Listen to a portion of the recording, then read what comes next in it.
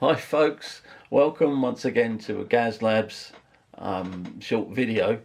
Today I'm going to be dismantling an Inrico TM8, and I wanted to discuss what it is, or at least tell you what the actual bones of this particular device are.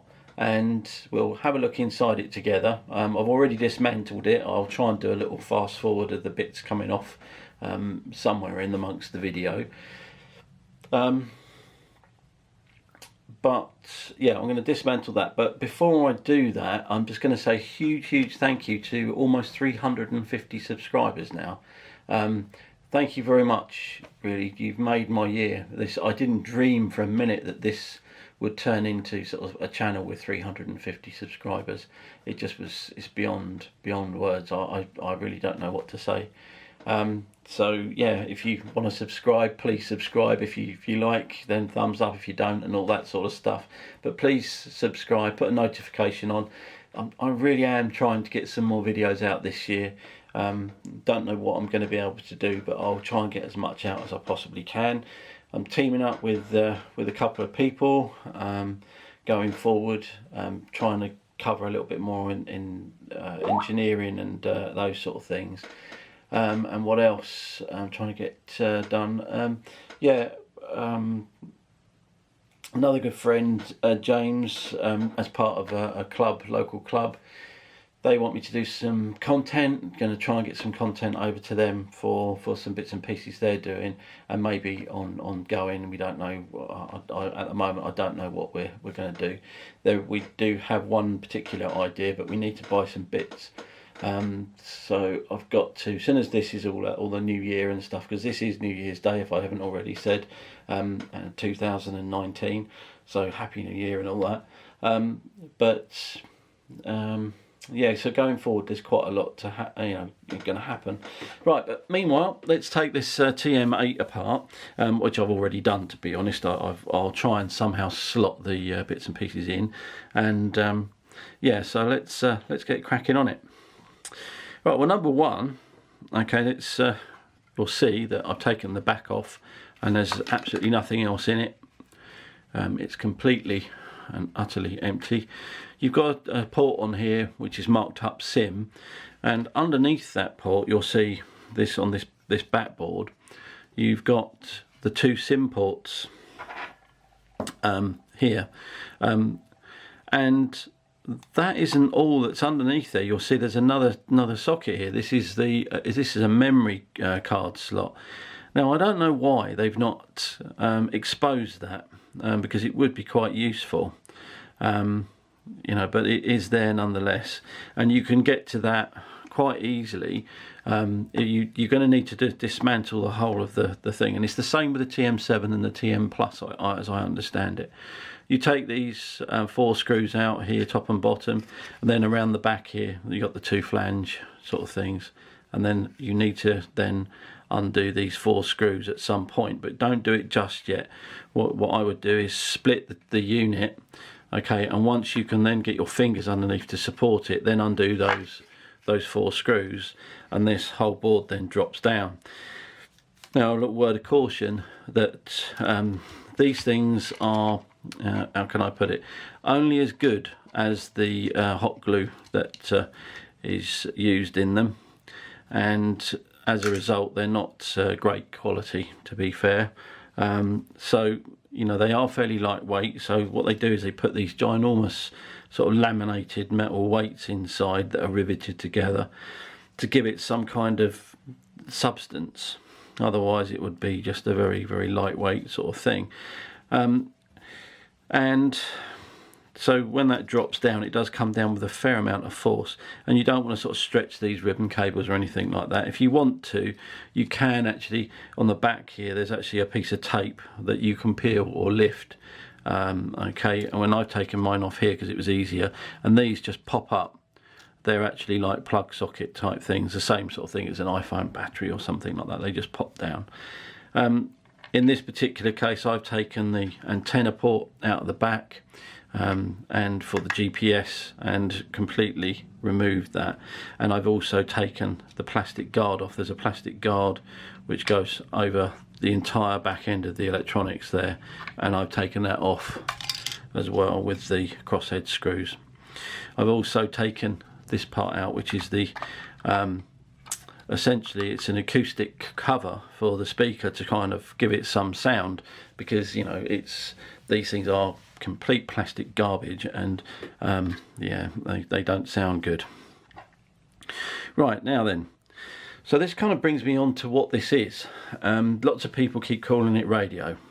Really, it's not a radio, okay? That's the bottom line. It's not a radio. It has a radio in it, but it's not what I would call a two-way radio, as you and I probably would know it.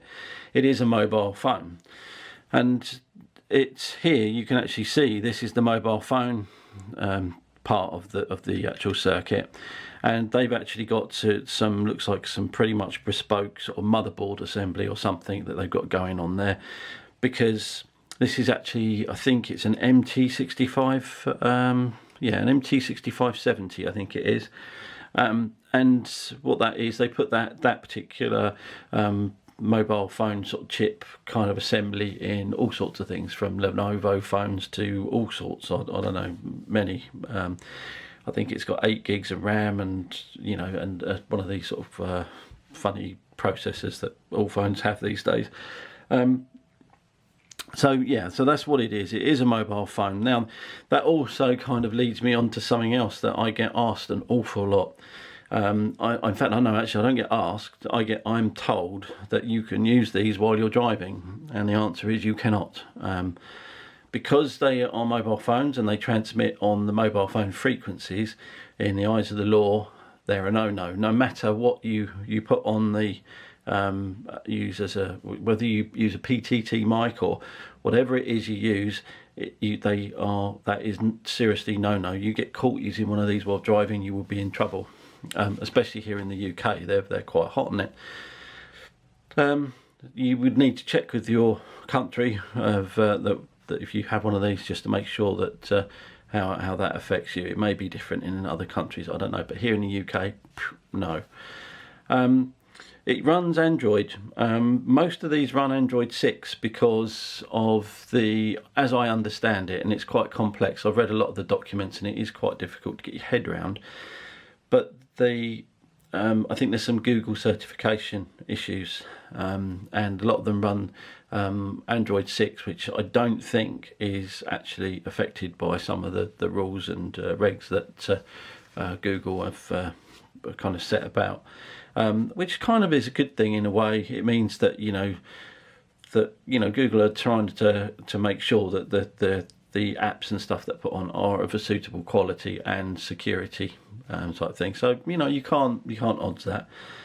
However, it does mean that these people now, when they produce these devices, these mobile phones, they have to be approved for use with sort of some of the apps, and I think sometimes that does cause a few problems, especially with something like the T320, where if I understand the ruling correctly, the screen size is too small, so they cannot get those certified.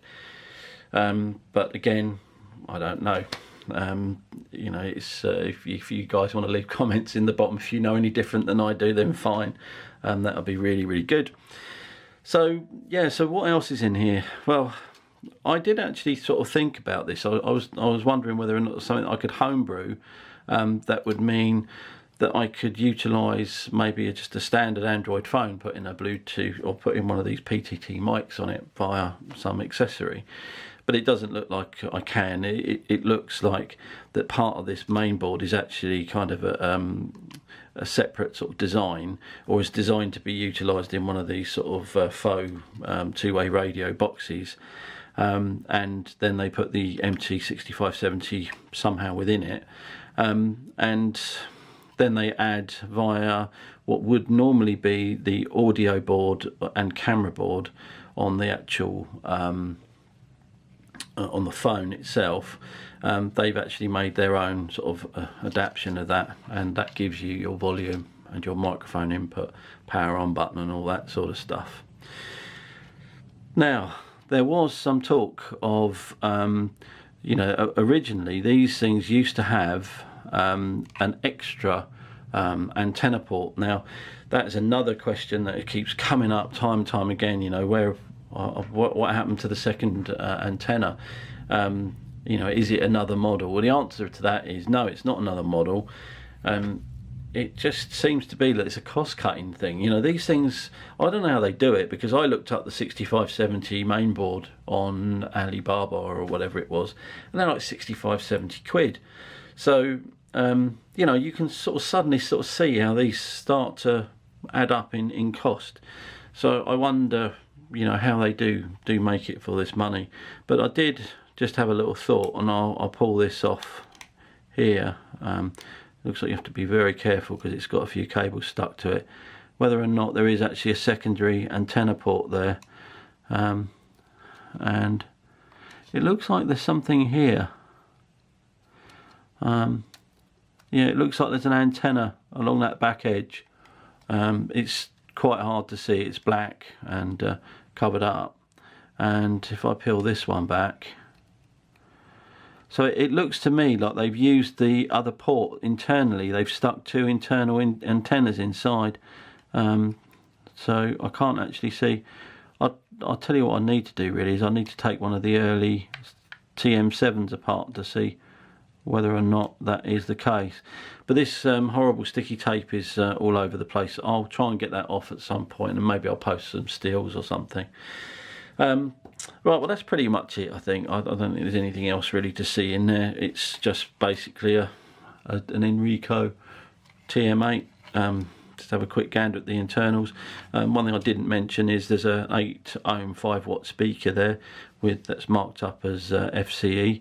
And there are some markings in there, but not much. Yeah, some of the plugs, by the way, if you need to do any repairs on these, you have to be a little bit careful, because there seems to be like a standard mix and match of connector types. These ones here, when you lift them up, these are the latch type, so they very carefully just latch up. You need to just lift the little guard, and then it will actually release the cable itself.